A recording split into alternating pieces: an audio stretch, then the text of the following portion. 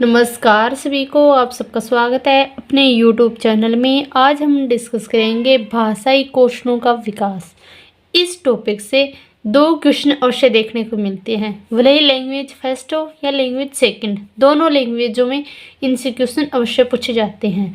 Level first और level second दोनों में क्या है कि इनसे क्वेश्चन अवश्य आते हैं। तो इनसे क्वेश्चन किस प्रकार पूछे जाते हैं यह डिस्कस करते हैं।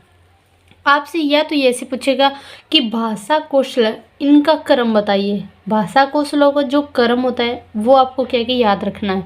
फिर क्या कि भाषा कौशल के मान लो कि चरण पूछेगा, फिर कितने चरण है, तो भाषा कौशल के कितने चरण है, 4 चरण है। फिर नेक्स्ट इस प्रकार क्वेश्चन बनता है कि भाषा कौशल का एक प्रकार नहीं है, निम्न में से भाषा कौशल का एक प्रकार है। तो यानी कि एक प्रकार नहीं है इसमें पूछेगा तो उसमें क्या कि आपको 3 भाषा के कौशल दे देगा और चौथा ऑप्शन क्या है कि कोई और दे देगा। तो आपको क्या है कि ये कौशल कितने हैं ये याद रखने हैं।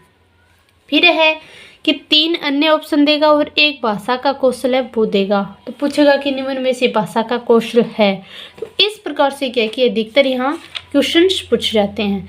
फिर बात करते हैं कि भाषा कौशल होता है उनका कर्म को क्या है कि कुछ थोड़ी सी लैंग्वेज क्या के चेंज करके भी दे देता है। कभी कभार पूछ लेता है कि भाषाओं का आधारभूत कर्म बताइए, भाषाओं का मनोवैज्ञानिक क्रम बताइए। तो इस प्रकार से क्या है कि स्वाभाविक क्रम बताइए। तो इस प्रकार क्या है कि आपको थोड़े थोड़े लैंग्वेज चेंज करके आपसे क्वेश्चन पूछ लेता है। तो आपसे क्या है कि क्वेश्चन इसी प्रकार ही पूछा जाएगा। फिर नेक्स्ट पूछ सकता है कि मान लो कि भाषा के कौशल है, 4 कौशल है, उनमें से मान लो प्रमुख यानी कि प्रधान कौशल कौन सा है। तो वो कौशल कौन सा होता है हमारा, सुनना यानी कि श्रवण कौशल होता है। वो क्या है कि एक प्रधान यानी कि मुख्य कौशल होता है। तो मैंने बता दिया कि क्वेश्चन किस प्रकार पूछे जाते हैं। सिर्फ इसी प्रकार क्या है कि इस टॉपिक से ज़्यादा क्वेश्चन पूछे जाते हैं, ज़्यादा गहराई से नहीं पूछे जाते हैं। तो चलो हम डिस्कस करते हैं आज के इस टॉपिक को। सबसे पहले हम देखते हैं कि भाषा, विचारों के संप्रेषण का माध्यम क्या होती है, भाषा होती है। फिर है कि भाषा के कितने रूप हैं, 2 रूप है, मौखिक भाषा, लिखित भाषा। जिस समय अगर हम किसी चीज़ बोल रहे हैं या सुन रहे हैं तो उस समय क्या होगी, वो हमारी मौखिक भाषा होगी। अगर हम पढ़ रहे हैं और लिख रहे हैं तो उस समय हमारी क्या होगी, लिखित भाषा। तो फिर बात करते हैं कि भाषा के कौशल के कितने हैं। तो भाषा के 4 कौशल हैं और इन कौशलों को क्या कहते हैं हम, भाषा कौशल के कौशलात्मक उद्देश्य। क्या कहते हैं इन 4 कौशलों को, कौशलात्मक उद्देश्य कहते हैं।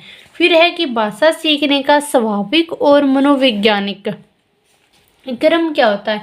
भले ही आपसे नाम यहाँ पे पूछे, स्वाभाविक पूछे या मनोवैज्ञानिक पूछे या आधारभूत क्रम पूछे, आपको सिर्फ यही चीज़ याद रखनी है कि अगर आपसे क्रम पूछ लिया जाए ना तो क्रम ये होगा कि सबसे पहले बच्चा क्या करेगा, सुनना शुरू करेगा। उसके बाद क्या बच्चा बोलेगा, फिर क्या बच्चा पढ़ना स्टार्टिंग करेगा और अंत में क्या है कि बच्चा लिखना शुरू करेगा। सबसे पहले तो क्या है कि बालक सुनता है, क्योंकि जो हमारे घर में बड़े होते हैं जैसे बोलते हैं तो वैसे ही बालक क्या कि सुनकर बोलना शुरू कर देता है। उसके बाद क्या है कि बच्चा पढ़ता है, पढ़ने के बाद ही क्या है, लिख पाता है। जैसे कि हम सुना हुआ तो हम पंजाबी भाषा होगी या अन्य भाषा होगी, अगर हम उन शब्दों को सुनते हैं तो एक आधे शब्द हम उनमें से क्या कि बोल सकते हैं। फिर क्या कि अगर हम उनको पढ़ना स्टार्टिंग करते हैं तो हम पढ़ सकते हैं। तो लेकिन क्या कि प्रॉपर तरीके से लिख नहीं पाते जब तक हम क्या कि अभ्यास नहीं करते।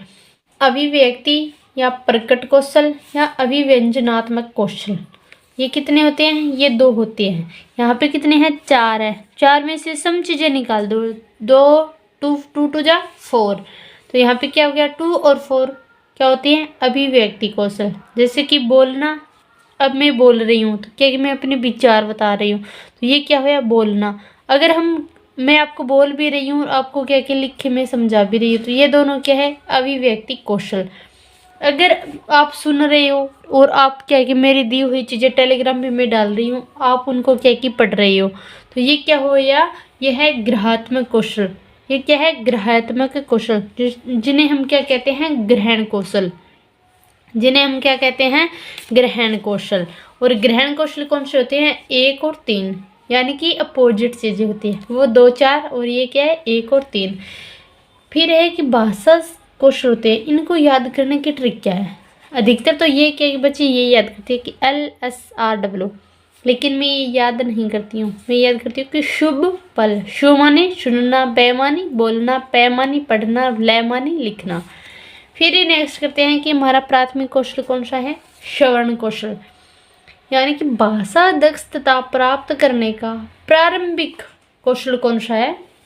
यानी कि भाषा दक्षता होती है, उसको प्राप्त करने का प्राथमिक कौशल पूछे तो वो कौन सा होगा? हमारा श्रवण कौशल, यानी कि सुनना। फिर नेक्स्ट है कि श्रवण का अर्थ क्या होता है? सुनकर भाव अधिगम या भाव ग्रहण करना, वो ही क्या कहलाता है? श्रवण का अर्थ है। यानी कि सुनकर किसी चीज को ग्रहण करना, वो क्या किस में आती है? वो आती है श्रवण कौशल में। और श्रवण कौशल को हम क्या कहते हैं? प्रारंभिक कौशल या प्राथमिक कौशल या प्रथम कौशल कहते हैं, या प्रधान कौशल भी हम कह देते हैं, और मुख्य कौशल भी हम इसे कहते हैं श्रवण कौशल को। श्रवण कौशल के अंतर्गत 3 प्रकार की शक्तियों का समावेश किया जाता है। अंतर्बोध शक्ति, यानी कि भाषा की 2 एकांकी ध्वनियों को सुनकर उनके बीच के अंतर को स्पष्ट रूप से समझना क्या कहलाता है? अंतर्बोध शक्ति। जैसे कि बच्चे क्या होते हैं स्टार्टिंग में, कै कबूतर होया, ख खरगोश है, गै गमला गै घर यहाँ खाली हुई, या फिर गिनती हुई 1 2 3 4, ये ऐसी क्या की काउंटिंग होती है, उनमें क्या कि भेद नहीं कर पाता है बच्चे के। अगर मन में आ गया भी कैफ और कबूतर है तो बोलेगा, और उसके बाद अगर जैफ और जग है तो उसके अनुसार तो जैफ और जग ही आएगा। वैसे ही क्या अगर वो काउंटिंग बोलेगा, जैसे कि 1 2 3 4, उसके बाद 12 11 13 14, इस प्रकार से क्या कि बच्चा बोल सकता है। यानी कि अंतर बोल सकती है, क्या इसमें क्या कि बच्चा विभेद नहीं कर पाता। फिर है कि धारण शक्ति। जिन ध्वनि युग्मों तथा शब्द युग्मों के बीच का अंतर बच्चा समझना शुरू कर देता है तो वो क्या होती है? धारण शक्ति। जैसे कि बच्चा बोलेगा ऐसे अनार, आ से आम, कै से कबूतर, ख से खरगोश। अगर इस प्रकार बच्चा क्या है कि चीज़ों को समझना स्टार्टिंग कर दे तो वो क्या होती है? हमारी धारण शक्ति। फिर नेक्स्ट है कि बोधन या अवबोध शक्ति। ध्वनि योग से निर्मित शब्दों के अर्थ को ग्रहण करते हुए समझना। जैसे कि बुराई शब्द दिया गया है, यहाँ पे बच्चा क्या पढ़ेगा? बे उ रे आ ई। इस प्रकार से क्या कि बच्चा एक एक शब्द को तोड़कर ही पढ़ता है, तो वो क्या होती है? हमारी बोधन या अवबोध शक्ति। अधिकतर क्वेश्चन क्या है कि यहाँ से नहीं पुटअप होता।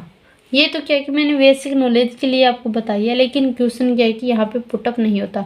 यहाँ पे ये ऐसे जरूर पुटअप हो सकता है कि श्रवण कौशल के अंतर्गत कितनी शक्तियाँ आती है? 3 शक्तियाँ होती है, और तीनों का क्या क्या आपको नाम दे सकता है कि निम्न में ऐसे श्रवण कौशल की मालव की शक्तियाँ हैं।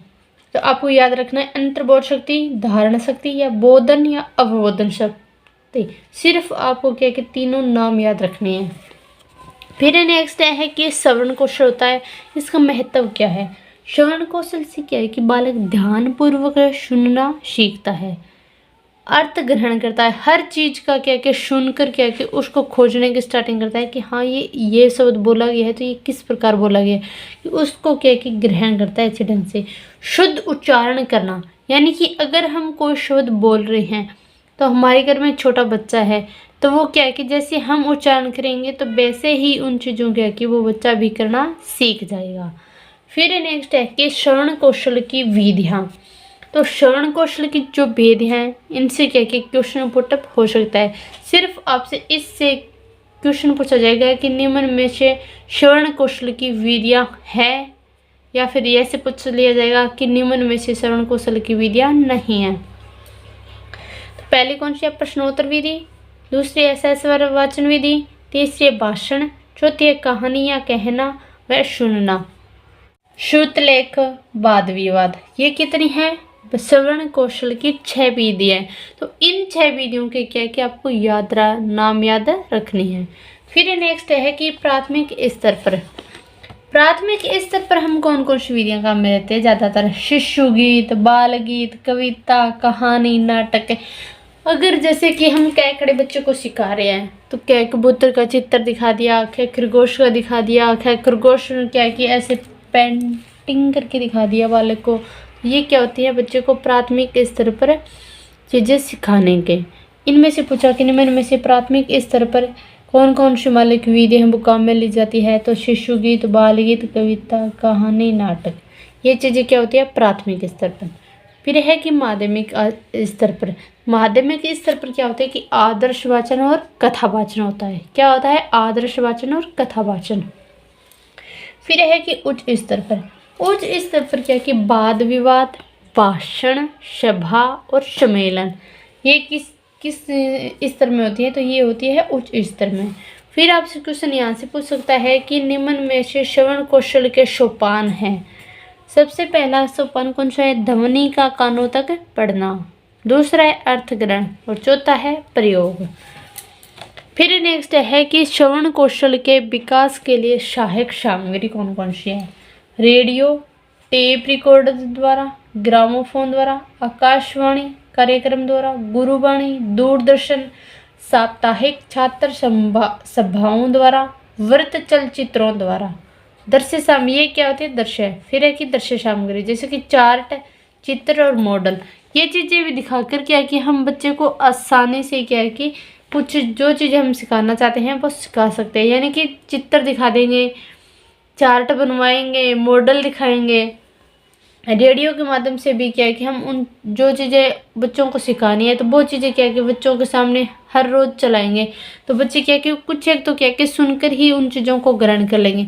जैसे कि हमारे घर में छोटा बच्चा है, अगर हमारे घर में किसी की मान लीजिए कीर्तन चल रहे हो, किसी के गाने चल रहे हो, तो बच्चा क्या है कि प्रॉपर तरीके से पूरा गाना नहीं गा पाता है, लेकिन एक एक दो दो लाइनों के क्या है कि एक दो मतलब शब्द क्या है वो बच्चा पकड़ लेता है और सारे दिन क्या कि गुनगुनाता रहता है। तो इसलिए क्या कि हमें श्रवण कौशल के विकास के लिए ये आवश्यक सामग्रियों की जरूरत पड़ती है। तो आपसे क्वेश्चन ये भी पूछ सकता है कि निम्न में से श्रवण कौशल की आवश्यक सामग्री कौन सी है और कौन सी नहीं है। तो आपको क्या कि जो भी आवश्यक सामग्री वो क्या याद रखनी है। फिर है कि श्रवण कौशल का मूल्यांकन। श्रवण कौशल, श्रवण संबंधी कौशल का मूल्यांकन व्यक्तिगत स्तर पर करना श्रेष्ठ होता है। यानी कि श्रवण कौशल है उसका मूल्यांकन किस स्तर पर करना बेस्ट होता है? तो वो होता है व्यक्तिगत स्तर पर श्रवण कौशल का मूल्यांकन करना सबसे श्रेष्ठ होता है। तो आज का छोटा सा सेशन कैसा लगा आपको? अच्छा लगा तो वीडियो को ज़्यादा से ज़्यादा शेयर कर देना। अगर आप चैनल पर नए हो तो चैनल को जरूर सब्सक्राइब कर देना। धन्यवाद सभी को। राधा स्वामी।